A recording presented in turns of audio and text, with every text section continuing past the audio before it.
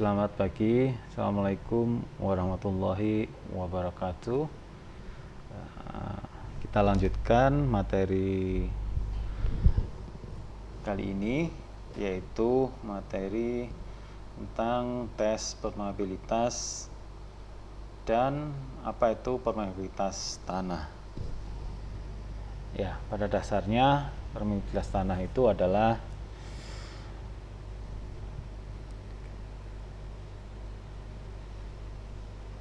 parameter tanah yang mengukur seberapa cepat aliran air di dalam tanah.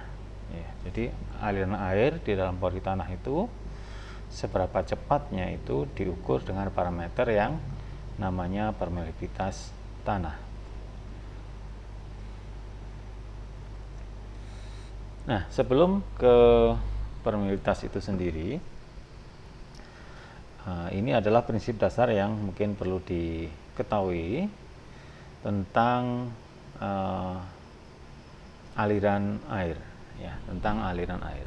Sebagaimana kita tahu, air itu mengalir dari head yang tinggi ke head yang rendah, ya, dari head yang tinggi ke head yang rendah. Nah, head itu sendiri itu disingkat sebagai H.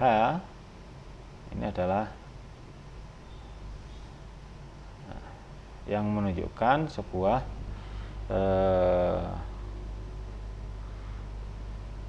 posisi di mana air itu mempunyai energi untuk mengalir dari sebuah titik ke titik yang lain. Ya, kalau kita mungkin biasanya secara awam begitu ya, yang jelas air kan mengalir dari yang tinggi kan ke rendah kan begitu, kurang lebih seperti itu. Namun secara teknis air itu dinyatakan mengalir karena ada perbedaan head, ya, ada perbedaan head itu. Nah, misalkan contoh aja langsung ini,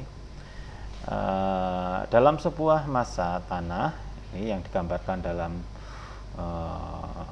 silinder seperti ini, dalam sebuah massa tanah, ini air mengalir misalnya dari titik A,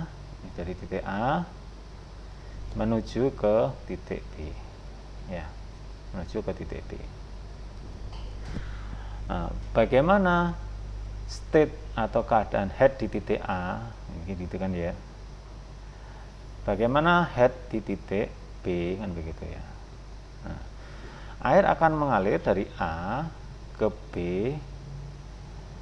karena adanya perbedaan head di titik A lebih tinggi daripada di titik B. Jadi air mengalir dari head yang tinggi ke head yang rendah, ini seperti ini. Nah, dalam definisinya, perbedaan head ini yang menyebabkan air mengalir dari titik A ke B dinyatakan sebagai delta H, atau ini delta head ini, delta H ini, delta H. Baik. Ini adalah delta H yang menyebabkan air mengalir dari titik A ke titik E. Nah, state atau kondisi head di titik A itu ada di sini, ya, ini. Kemudian head di titik B ada di sini. Ya. Adalah terjadi perbedaan head seperti itu. Nah, dalam mekanika fluida, ya, ada akhirnya kan kita bertanya apa itu head, kan begitu ya, head. Nah, ternyata state head itu bisa terjadi karena adanya pertama pressure head, ada tekanan, ya, pressure, tekanan, ada pressure head. Kemudian ada velocity head.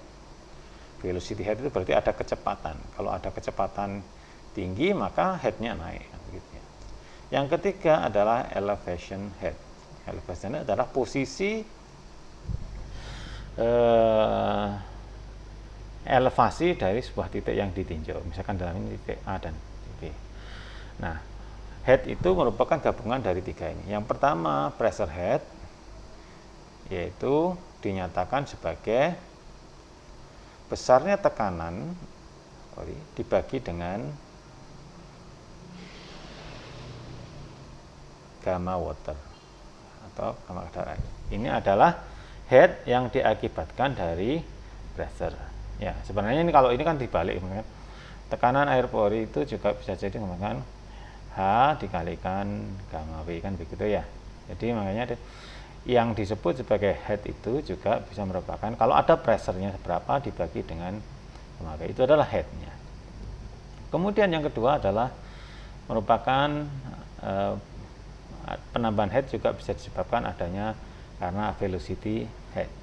Jadi kecepatan dibagi dengan 2G, di mana V adalah kecepatan air yang mengalir pada titik tertentu yang ditunjuk, kemudian dibagi dengan 2G. Nah, itu nanti akan menjadi head, ya, akan menjadi head. Nah, kemudian yang ketiga adalah Z. Nah, Z ini adalah posisi elevasi, ya kan. Di mana H ini atau head ini ya satuannya satuan tinggi ya, satuan yang meter, senti gitu ya, atau feet. Nah, ini adalah satuan tinggi. Baik, nah ini adalah prinsip dasarnya ya.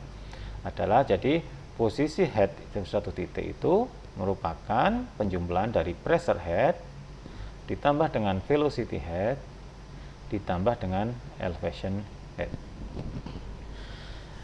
Nah, mungkin ada lagi yang disebut sebagai namanya gradien hidrolik ya. Gradien hidrolik itu adalah kalau ini air mengalir dari titik A ke titik B, ini mengalirnya kan sepanjang L. Ini ya, sepanjang L. Kemudian ada perbedaan head yang mengalir sepanjang delta H. Maka ada yang disebut sebagai gradien hidrolik atau I. Disebut I. I adalah gradien hidrolik, yaitu delta H dibagi dengan L, yaitu perbedaan head dibagi dengan panjang alirnya. Perbedaan head dibanding, ini disebut gradien ya, gradien hidrolik.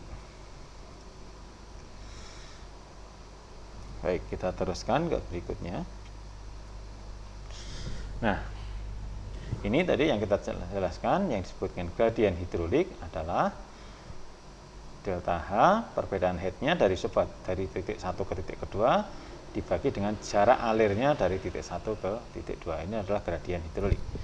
Semakin tinggi gradien hidroliknya, ya otomatis perbedaan headnya akan semakin besar.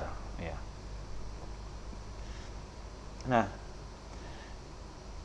di dalam persamaan yang tadi, di mana total head itu merupakan pressure head ditambah velocity head ditambah dengan elevation head. Nah, karena di dalam air tanah itu kecepatannya ini relatif sangat kecil, jadi yang velocity head bisa diabaikan, sehingga tinggal perbedaan itu dari pressure head ditambah dengan elevation head.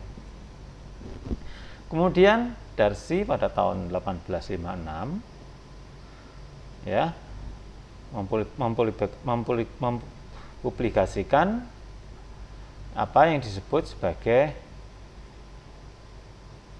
discharge velocity of water through saturated soil. Jadi kecepatan aliran di dalam air, yaitu merupakan V sama dengan K dikalikan dengan I, di mana K adalah ini disebut sebagai hydraulic conductivity atau juga yang disebut sebagai coefficient of permeability ya. Jadi kalau saudara mempelajari tentang permeabilitas atau permeability, maka parameter yang sangat penting adalah parameter ini K, yaitu sama dengan koefisien permeability. Permeabilitas kalau bahasa Indonesianya, permeabilitas. Atau disebut kalau dalam bahasa Inggris coefficient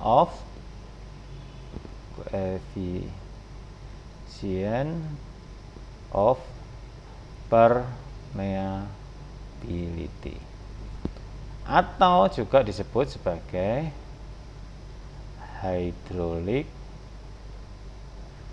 conductivity. Ya, mirip dengan ini ya, apa? Listrik kan ada konduktivitas. Nah, tapi ini namanya bukan konduktivitas listrik tapi konduktivitas air, maka disebut sebagai hydraulic conductivity. Nah, namun yang sering dipakai biasanya kalau dalam mekanika tanah ada disebutnya coefficient of permeability atau coefficient permeabilitas. Itu disebut sebagai K. Ini adalah parameter utama ya dalam teori permeabilitas.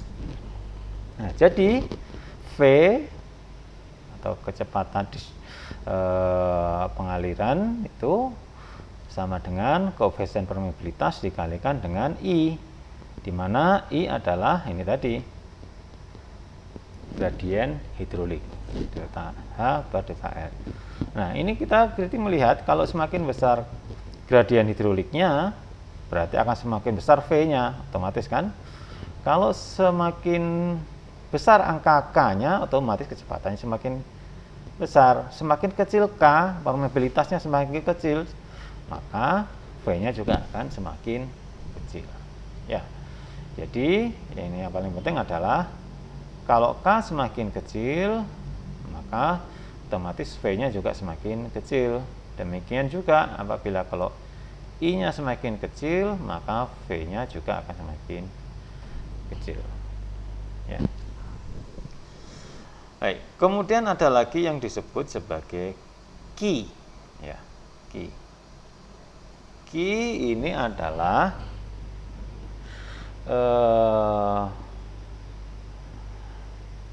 rate atau volume persatuan waktunya, ya.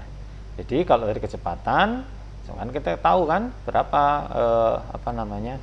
ingin tahu berapa Q-nya. Maka Q-nya adalah V tadi yang kita ketahui tadi dikalikan dengan luas menampangnya. Berapa luas menampang?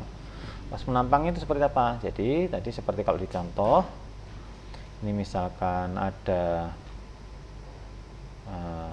sini seperti ini, kemudian ini ada tanah, sampel tanah di dalamnya. Ini adalah titik A, ini adalah titik B, ya. Air mengalir dari A ke B sepanjang L, gitu ya. Sepanjang L. Mengapa bisa mengalir? Karena di sini misalkan headnya ada di sini airnya. Ini headnya lebih rendah, berarti ada beda di sini, ada beta delta H, kan begini ya. Ada beda delta H.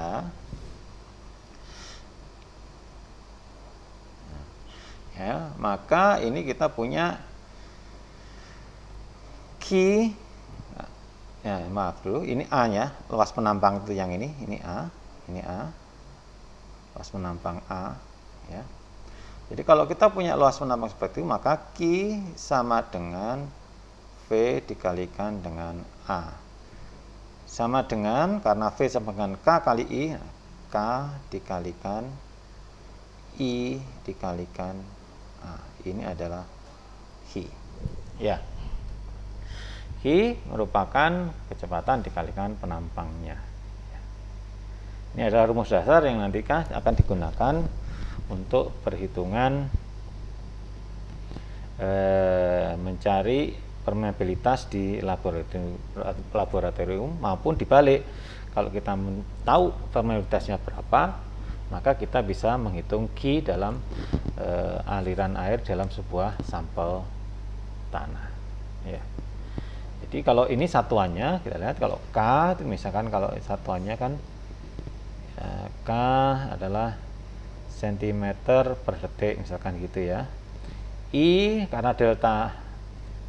karena ini gradien delta H per L, jadi nggak ada satuan. Ya, nggak ada satuan karena panjang dibagi panjang. Dikalikan dengan A, satuannya kan cm persegi kan. Jadi ini adalah cm kubik per detik. Ya, ini adalah merupakan apa? Debit. Ya, debit. Jadi sebuah volume air berapa yang mengalir di dalam sebuah penampang dalam satuan waktu. Nah, itu adalah Q. Ya, disimbolkan dalam Q kecil. Ya. Q sama dengan KI dikalikan A. Oke. Baik. Nah, ini mungkin sebagai pengertian berikutnya. Tadi sudah ya. Untuk permeabilitas dinyatakan dalam satuan sentimeter per sekian degree atau meter per detik ya.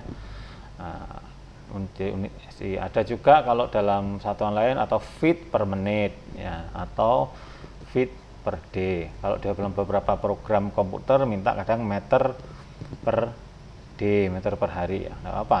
Yang penting ini adalah satuan dari K, itu satuannya adalah satuan panjang atau L dibagi satuan waktu T. Ya, masih ingat ya fisika ya. Satuan panjang dibagi satuan waktu. Panjang satuan waktu. Baik. Nah, kalau ada sebuah tanah ya, yang jenuh air, nah, tanah sendiri kan macam-macam seperti yang diterangkan kemarin. Kalau dari klasifikasi tanah kan ada banyak macamnya, beberapa klasifikasi. Nah, itu tentunya mempunyai permeabilitas yang macam-macam.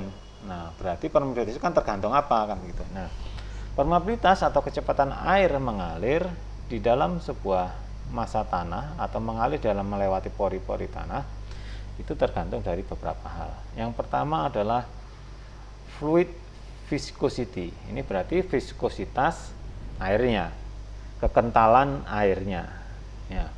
Nantinya kalau yang melewati air beda kecepatannya kalau melewati minyak gitu misalkan ya, yang ya kekentalannya lebih tinggi. Otomatis itu akan mempengaruhi nilai K-nya. Kemudian yang mempengaruhi nilai K berikutnya adalah pore size distribution. Pore itu pori ya. Jadi apa namanya? Kalau massa tanah itu mesti ada porinya, ya. Nah, pori-pori itu biasanya kan bisa jadi mungkin seragam di dalam suatu tempat. Bisa jadi mungkin beda-beda. Ada yang sini besar, ada yang sebelahnya kecil. Nah, itu akan mempengaruhi nilai K-nya. Terus juga dipengaruhi oleh grain size distribution. Nah, ini sebagaimana saya sampaikan, grain size distribution adalah distribusi dari ukuran butirnya. Kalau ukuran butirnya itu well graded, di mana ada yang besar, ada yang kecil, ada yang sangat kecil, sehingga mengisi pori-pori, otomatis kan porinya semakin kecil. Nah, kalau well graded sama poorly graded kan lain. Kalau poorly graded itu rongganya besar karena diameternya sama. Nah, kalau well graded diameternya kecil, rongganya kecil. Nah, sehingga itu mempengaruhi juga nilai K-nya. Kemudian void ratio, angka pori, yaitu otomatis ya semakin besar porinya, maka K-nya semakin besar dan sebaliknya. Kemudian roughness of mineral particle. Ini adalah kekasaran dari mineral partikelnya, ya. Otomatis kekasaran ini akan mengaruhi hambatan jeraknya dalam air mengalir kan akan dihambat. Semakin kasar atau semakin kecil permeabilitasnya. Kemudian juga yang mengalir adalah yang terakhir adalah degree of soil saturation. Degree of soil saturation. Nah, dalam pembahasan permeabilitas ini kita menganggap ya acuannya adalah air mengalir dalam kondisi tanahnya jenuh kan gitu ya. Kalau misalkan tanahnya tidak jenuh, otomatis kan seolah-olah K-nya besar karena dia mengisi pori-pori yang kosong. Ya, maka otomatis degree of saturation atau derajat kejenuhan tanah itu akan mempengaruhi. Nah, khusus untuk di tanah lempung in clay soil, structure plays an important role in hydraulic conductivity. Itu maksudnya begini. Tanah lempung kalau kita melihat mikroskopik itu ya kan dia terdiri dari layer. Jadi bukan butirannya bukan bulat-bulat begini, tapi seperti pipih-pipih layar begini. Nah, bentuk keteraturan atau dia mungkin tidak teratur begini susunannya ya, itu akan sangat mempengaruhi permeabilitasnya. Misalkan kalaupun sangat teratur ini, maka dia permeabilitas ke arah sana yang sejajar dengan arah ini akan lebih tinggi daripada permeabilitas yang tegak lurus terhadap layarnya. Nah, otomatis yang tegak lurus kan seperti dihambat ya, dia karena harus melewati belok-belok yang banyak. Ini akan lebih besar daripada akan lebih kecil permeabilitasnya daripada yang aliran yang sejajar dengan lapisan pipihnya. Nah, kalau untuk acak seperti ini mungkin akan sama. Maka dari itu khusus untuk tanah lempung, maka susunan struktur dari mineralnya itu sangat mempengaruhi nilai K-nya. Nah, nilai K dalam tanah akan sangat bervariasi besarnya, dan kalau kondisi jenuh kurang lebih ya, ini kurang lebih nilai tipikal K-nya itu seperti ini. Misalkan kita punya gravel, ini kita punya pasir kasar, ini kerikil ya, ini kerikil. Ini adalah pasir kasar, ini adalah pasir halus ya, ini adalah silty clay, lempung berlano, ini adalah lempung clay. Nah, saudara lihat semakin halus butirannya, maka permeabilitasnya akan semakin kecil ya. Kalau dalam sentimeter per second, ini untuk kerikil kurang lebih 100 sampai 1 cm per detik. Jadi kalau air melewati kerikil, susunan kerikil kurang lebih 100 cm per detik sampai 1 cm per detik. Berarti kalau 100 kan ini 1 meter ya. Jadi kalau misalkan kita punya, saudara bayangkan ini punya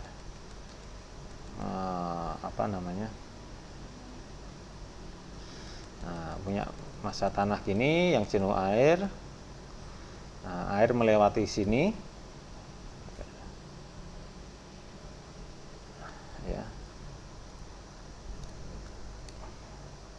air melewati sini sana ya, air melewati ke sana, maka kecepatannya ini kalau semakin kasar butiran isinya tanahnya, maka dia semakin cepat. Contohnya kalau kerikil itu dalam 1 detik airnya bisa mengalir dari 1 cm sampai 100 cm per detik gitu ya, cepatnya. Tapi kalau misalkan diganti dengan pasir, itu bisa jauh, hanya mungkin bedanya jauh, hanya mungkin 1 sampai 1/100 cm per detik. Nah, apalagi kalau ini lempung. Nah, ini lempung bisa sangat lama sekali. Jadi dalam 1 detik dia cuma mengalir 1/1000 cm ya, 1/1000 cm dan seterusnya. Nah, ini biasanya kalau kita pakai ancer-ancer belakang ini kan paling enak, ini kan tidak seperti ini. Ini 10⁻² sampai 10⁻0 ya, ini kan 10⁻0 sampai 10⁻⁻². Ini 10⁻⁻² sampai 10⁻⁻3. Kemudian kalau silty clay ini 10⁻⁻3 sampai 10⁻⁻1, 2, 3, 4, 5 ya, -5. Nah, untuk lempung clay itu akan sangat lebih kecil dari 10⁻⁻5 cm per detik ya, cm per detik. Nah, bagaimana kalau misalkan diminta satuan lain, misalkan meter per D, meter per hari, ya tinggal dikonversi kan dari senti ke meter, kemudian dari detik ke hari ya. Jadi kalau dari senti ke meter kan dikalikan 10⁻⁻2 kan, kemudian dari 1/second dijadikan hari. Nah, ini berarti dibagi dibagi seper, jadi biasa dikali ini dalam satu hari kan ada 24 ya, jam dikalikan dengan detik ke menit ke jam, berarti 3,3600. Nah, silakan dihitung sendiri, kurang lebih seperti itu. Adapun untuk satuan yang lain yang biasanya pakai satuan feet, ya silakan dikonversi. Nah, kalau satuan feet ini hampir sama, cuma ini dikalikan 2 ya. Kalau ini kan dari 1 ini kalikan 2 kan angkanya kayak 2. Kurang lebih seperti itu. Dari 101 menjadi 201. Nah, ini adalah ancer-ancer ya, ancer-ancer atau perkiraan atau nilai tipikal ya. Nilai tipikal. Nah, namun kalau untuk tanah yang isinya kan nggak murni tanah seperti ini kan campur, misalnya kerikil berpasir berlempung atau ya, maka itu harus dilakukan tes sendiri untuk tanah tersebut ya, tanah di lokasi tersebut kalau ingin diketahui permeabilitasnya. Dan permeabilitas ini ya, sangat penting nanti untuk misalkan galian, biasanya kan di dewatering, atau kemudian kalau saudara merencanakan bendungan ya, itu harus seberapa panjang bendungannya atau seberapa dalam harus blocking airnya, itu sangat dipengaruhi oleh nilai K-nya ini di hitungannya ya, nilai K-nya. Baik, nah kita sekarang menginjak ke metode tesnya. Metode tesnya, bagaimana cara mengetahui nilai permeabilitas sebuah contoh tanah dengan menggunakan tes di laboratorium. Ini secara umum ada 2 tipe tes ya, 2 tipe tes. Yang pertama ini tes constant head ya. Tes constant head. Constant head itu kenapa kok dinamakan constant head? Karena headnya konstan ya. Karena headnya konstan. Caranya bagaimana? Nah, gini. Prinsip dasarnya adalah saudara mempunyai, ini adalah tanah yang akan saudara ukur, dimasukkan sebuah silinder, di mana silinder ini kalau kita potong, ini dia punya luas penampangnya sama dengan A, luas penampangnya sama dengan A. Oke, dia untuk memisahkan antara massa tanah dengan air, aliran ini dikasih batu porus. Dimana batu porus ini berarti air bisa melewati sini, tapi partikelnya nggak bisa lewat situ. Nah, baik. Nah, di dalam skema seperti ini, ya, dalam skema seperti ini, dengan luas penampang sebesar A, ini diberi air masuk ke sini. Di air sampai jenuh, karena ini akan mengalirkan air dari titik A ke titik B kan, nah, akan mengalir. Begini kan, air kan akan mengalir ke sana. Ini. Kenapa kok air mengalir sini? Nah, seperti di awal-awal tadi, maka ada perbedaan head antara A dengan titik B. Nah, antara titik A dengan titik B. Ya, mengalir. Berapa perbedaan headnya yang menyebabkan air itu mengalir dari A ke titik B? Nah, kita lihat di titik A ini headnya ada di sini. Karena kalau gimana kok tahu Pak di headnya? Ya ini kalau misalkan kita beri tabung ukur di titik ini, kan nanti airnya kan ada di sini.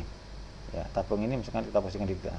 Airnya ada di sini. Inilah posisi headnya titik A.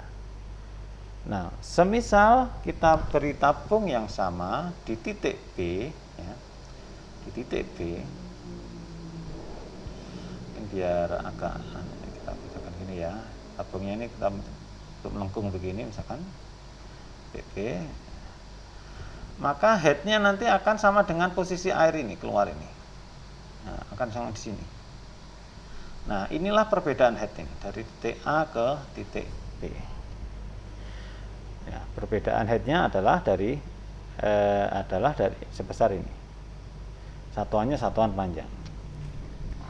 Nah, L-nya mana L-nya? L-nya adalah ini dari A ke B kan kita lihat ini adalah L-nya, ini panjangnya. Jadi kita tahu kan delta H-nya perbedaan sebesar H, I-nya sama dengan H dibagi dengan L, gradien hidroliknya kan gitu ya. H dibagi dengan L. Baik. Nah, sementara tadi dalam di tes ini keran ini diatur sedemikian rupa air masuk ke sini. Yang masuk itu diatur sedemikian rupa sama dengan yang keluar. Jadi headnya ini tidak boleh turun. Namanya kan constant head, maka headnya harus tetap di sini. Headnya harus seperti ini. Nah, misalkan kalau luber pun sini tidak masalah ya. Luber pun tidak masalah karena headnya dijaga di sini, sehingga headnya ini tetap. Karena tesnya adalah constant head, ya, maka headnya harus konstan, headnya harus tetap di sini. Nah, sebagaimana kita yang sudah dipelajari di depan tadi, kita kan tahu bahwasanya Hi ya kan sama dengan A dikalikan dengan K dikalikan dengan I. Sudah lihat di depan tadi. Nah, ini Hi sama dengan KIA atau AKI sama aja ya. Ini Ki sama dengan KI kalikan A. Hi adalah debit.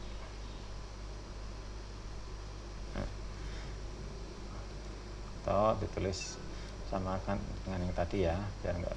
Nah, Hi sama dengan K kalikan I kalikan A ya. Nah, selama proses air mengalir ini dalam tes constant head ini, maka air yang keluar melalui output ini ditampung ya. Ini ditampung dalam sebuah gelas ukur ya, dalam sebuah gelas ukur. Nah, yang tertampung ini besarnya sama dengan Q besar ya, besar. Berapa besarnya? Inilah Q ya, besarnya. Q adalah volume of water yang tertampung ya. Volume of water tampung. Berapa volume yang air tampung? Itu adalah Q besarnya, Q besar. Itu sama dengan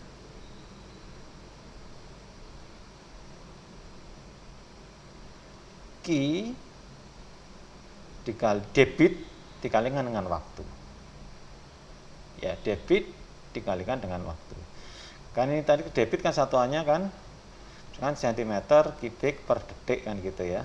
Detik. Kalau waktunya ketemu T-nya sama dengan detik, nah, maka ini kan cm kubik per detik dikalikan dengan detik, nah, saling menghilangkan ketemulah volume. Ya, gitu ya. Nah, dengan tahu Q-nya, nanti misalkan dalam percobaan ini kita buat waktu ini buat Q-nya. Jadi mungkin setelah berapa menit gitu ya, berapa menit, X menit kita tahu volumenya berapa. X menit volumenya berapa. Berarti kita punya T dan punya Q kan? Ya. Kita punya pasangan T dan punya pasangan Q. Nah, kalau ini diturunkan, ini sini rumus ini kan sama dengan Q sama dengan K I A dikalikan dengan T sama dengan K kan H I kan gradien hidup ya, H per L dikalikan dengan A dikalikan dengan T. Nah, ini bisa kita balik. Berapa nilai K-nya? Nah, bisa dibalik kan? K sama dengan Q dikalikan dengan L, ya, dibagi dengan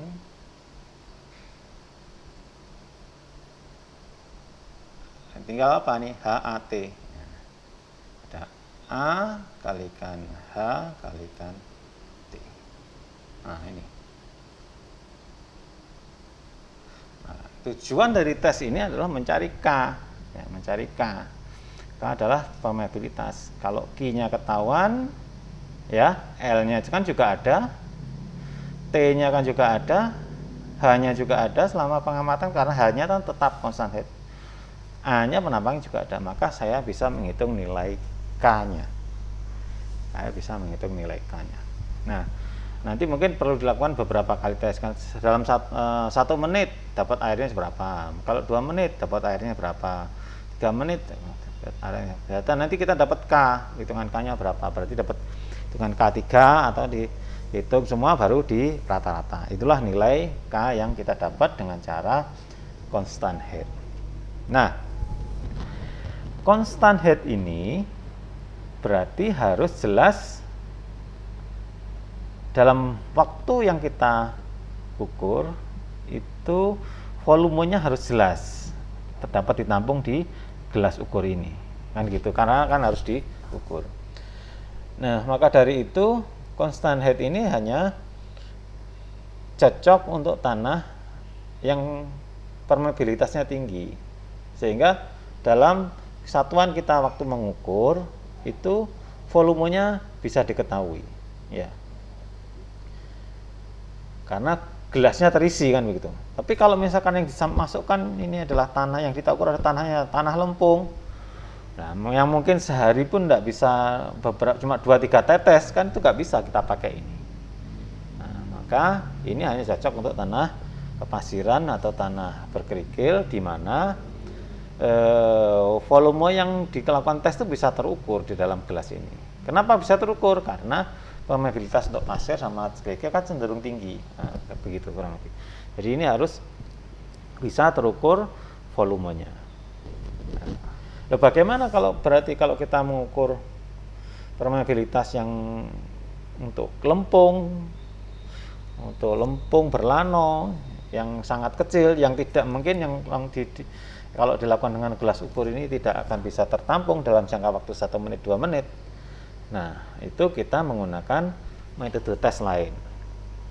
Ya, metode tes lain. Kalau ini tadi disebut sebagai constant head, karena headnya konstan, maka metode berikutnya disebut sebagai falling head test. Ya, ini juga sama. Falling head test ini sama untuk mencari K. K adalah koefisien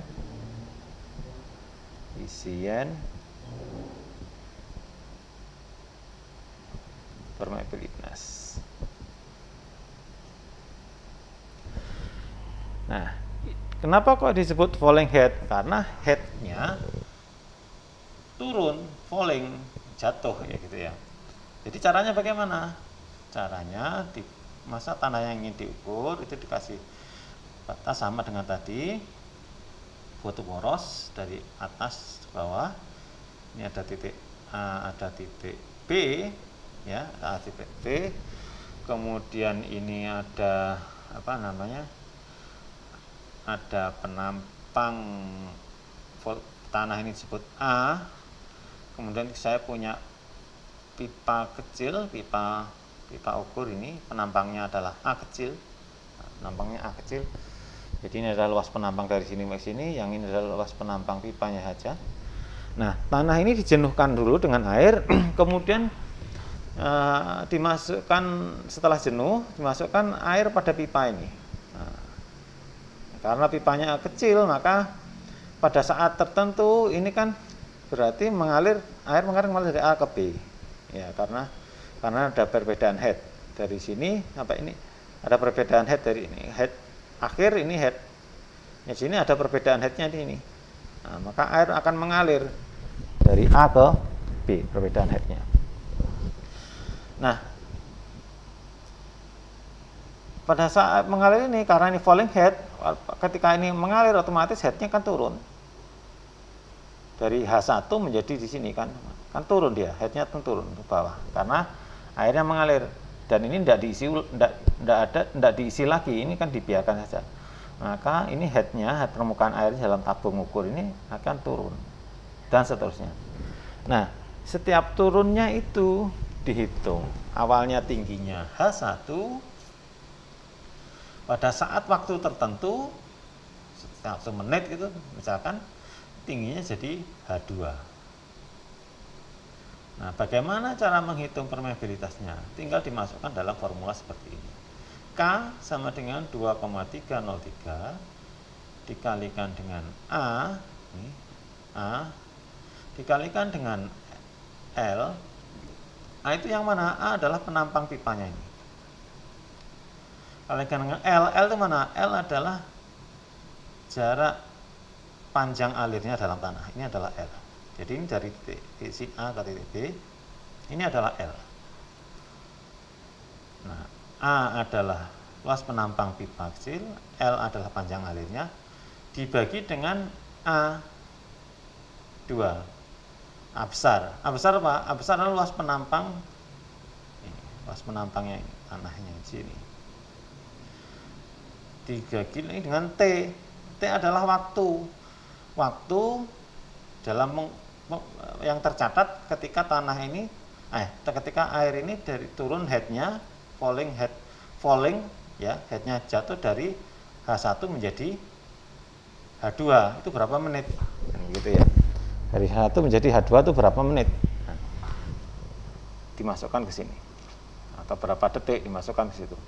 Nah, H1 dimasukkan di sini, H2 dimasukkan di sini.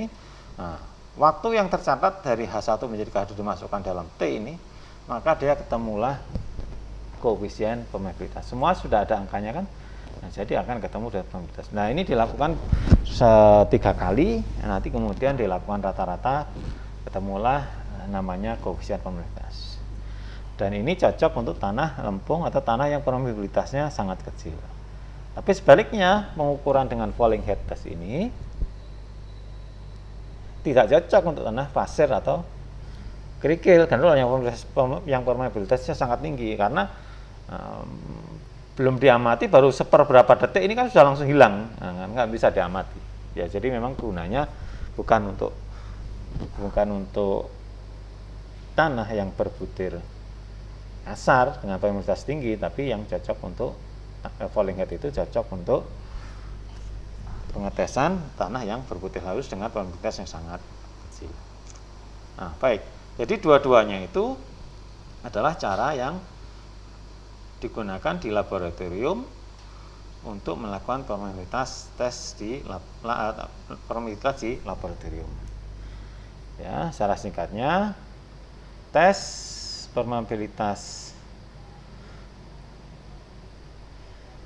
tanah di laboratorium ada 2, constant head sama falling head ya. Karena konstan ini cocok untuk tanah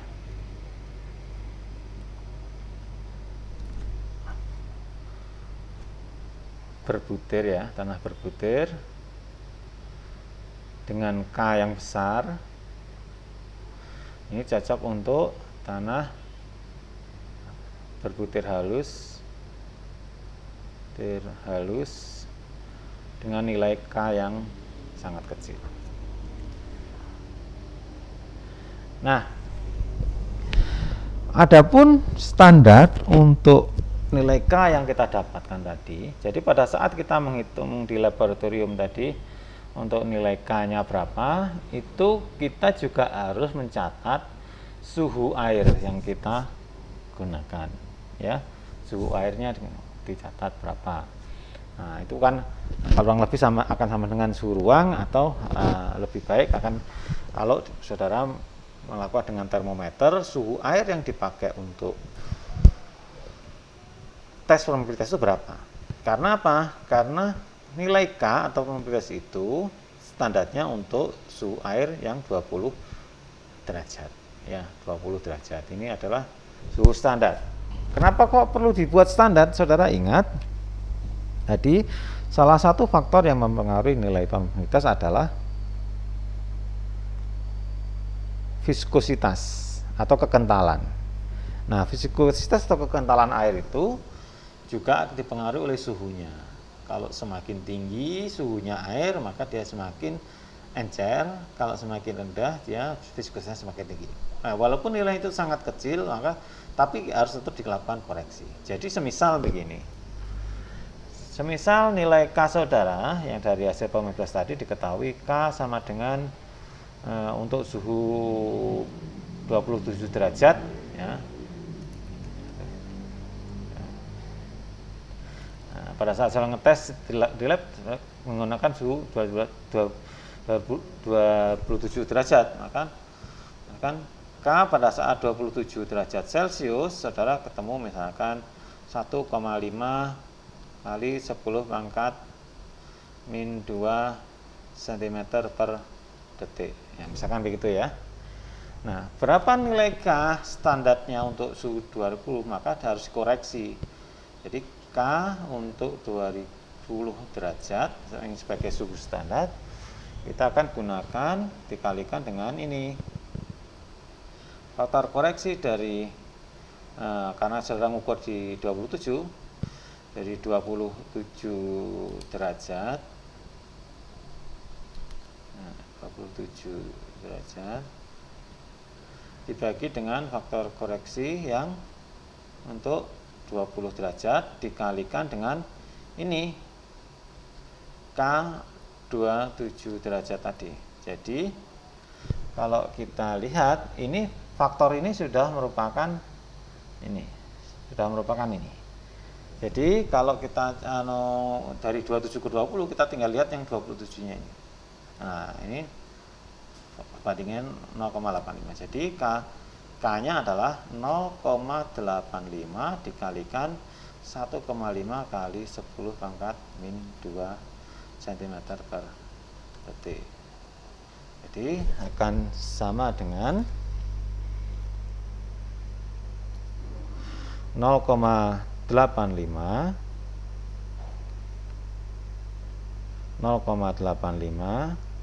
dikalikan 1,5 itu akan ketemu 1,275 kali 10 pangkat min 2 cm per detik. Nah, ini adalah nilai K standar untuk yang 20 suhu air di 20 derajat. Nah, begini cara membuatnya ya. Nah, saudara lihat ini. Nah, kalau dalam suhu 20 derajat kan 1,5. Kalau suhu lebih kecil ya dia menjadi 1,275. Jadi kan lebih kecil. Permeabilitasnya lebih kecil, sedikit lebih kecil. Karena perbedaan suhu pada air akan menyebabkan pada perbedaan viskositas air. Nah, berikutnya begini. Sebagaimana kalau saudara ingat di waktu SMA dulu ada tahanan atau resistor gitu ya. Itu di seri atau di paralel. Nah, itu K ekivalennya berapa kan gitu ya. Nah, itu juga sama.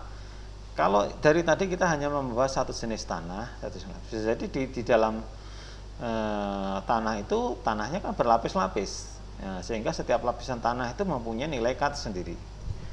Nah, saudara bisa mencari K ekivalennya atau K gabungannya. Nah, ini nanti akan sangat-sangat berguna ketika saudara menghitung dalam flownet yang misalkan tanahnya nanti berlapis-lapis, berapa nilai K ekivalennya, karena untuk menghitung manual harus dicari K ekivalennya ya. Langsung saja mungkin sebagai contoh seperti ini. Nah, di dalam tanah ya, ini dalam tanah sebenarnya nilai permeabilitas itu bisa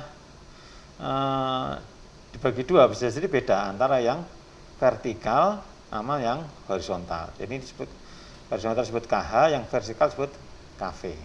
Nah, namun mungkin untuk lebih mudahnya kita misalkan anggap saja KV sama dengan KH sama dengan disebut K begitu saja. Jadi adalah K adalah koefisien permeabilitas, maka Misalkan kalau ada arah aliran yang sejajar dengan lapisan tanahnya, kita lihat aja ya, seperti ini. Misalkan ini saya punya tabung gitu ya, punya tabung. Air mengalir dari kiri ke kanan, dari A ke B. Ya, air mengalir dari kiri ke kanan. Ke sana, airnya sana masuk, airnya keluar ke sana masuk, ya keluar ya. Nah, di dalamnya ini terdiri dari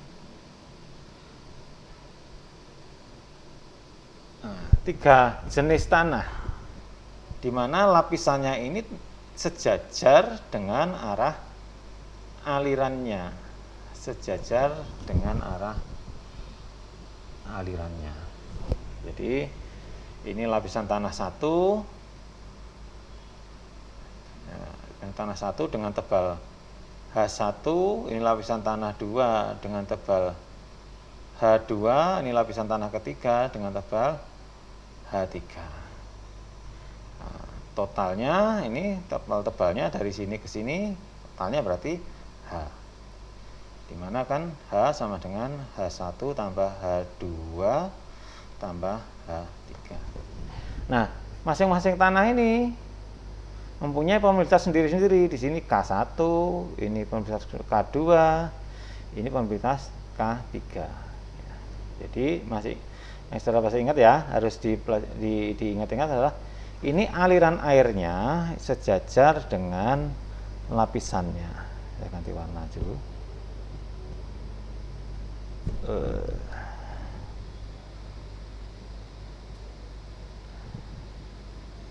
Nah, jadi ini aliran airnya kan ke sana, aliran airnya ke sana, sejajar dengan lapisannya.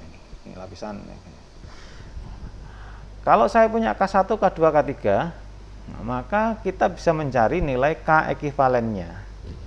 K ekivalen adalah dalam hal ini K ekivalen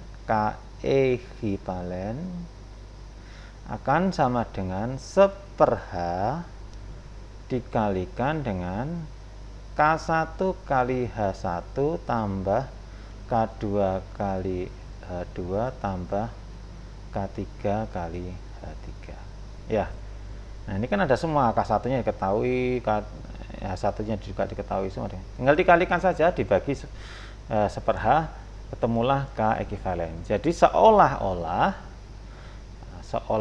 kalau saya punya yang seperti itu tadi, sama dengan ini tingginya adalah H, ini punya pemilitas sama K ekivalen, cuma satu jenis tanah ya. Ini akan sama, nanti akan sama, kecepatan alirnya, debitnya segala macam akan sama dengan K ekivalen, di mana dianggap satu jenis tanah menggunakan konektivitas dengan K ekivalen. Ya, K ekivalen. Yang dihitung dengan cara dikonversi jadi K ekivalen. Nah, ini catatannya adalah untuk air yang mengalir sejajar dengan lapisan tanahnya. Nah, ada kalanya kondisinya berbeda. Kalau ada air yang mengalir di mana arah alirannya itu tegak lurus dengan lapisan tanahnya. Saya contohkan aja seperti ini. Misalkan saya punya tabung seperti ini ya. Nah, sama, saya buat sama aja contohnya. Air mengalir dari A ke B. Nah, sana. Namun di dalam tabung ini ada beberapa lapis tanah. Ya, ada beberapa lapis tanah. Ini ingat, ini berarti airnya masuk dari kiri in, keluar out ke kanan. Jadi airnya seperti itu. Dan ini punya 3 lapis tanah dengan masing-masing K1, ini K2, ini K3. Dan tebalnya ini masing-masing lapisan ada H1, ini ada H2 ini ada H3. Kalau ditambah totalnya ini adalah H, ya. Tambah ini totalnya adalah H. Maka itu nanti akan sama dengan kalau airnya mengalir ke sana ya. Karena airnya tegak lurus terhadap airnya itu tegak lurus terhadap lapisan.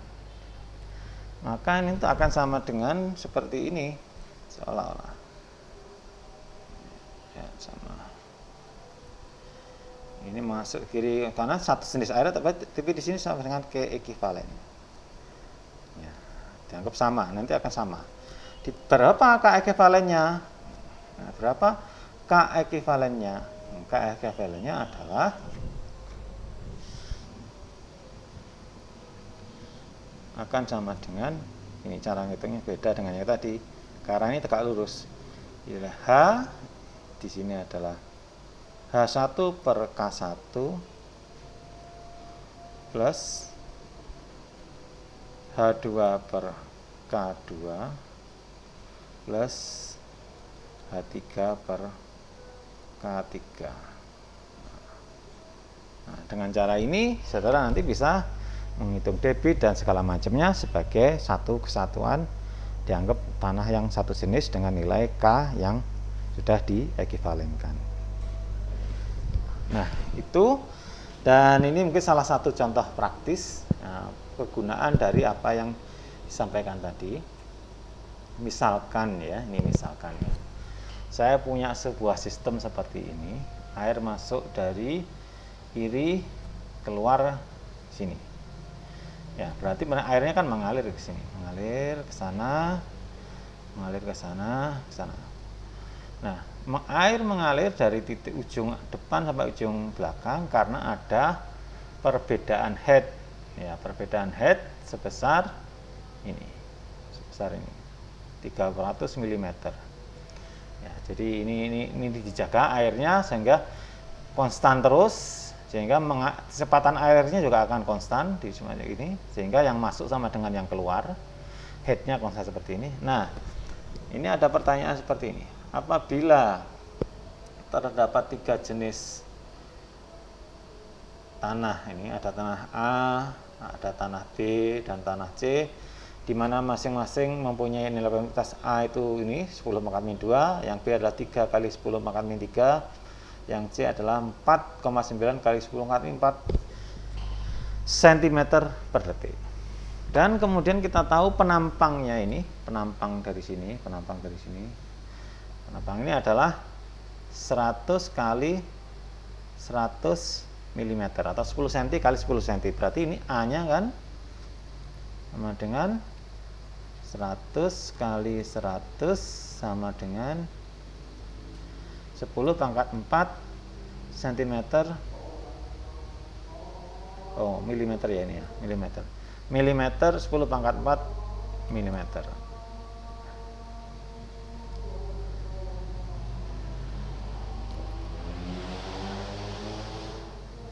Oke. 4 milimeter. Nah, ditanyakan berapa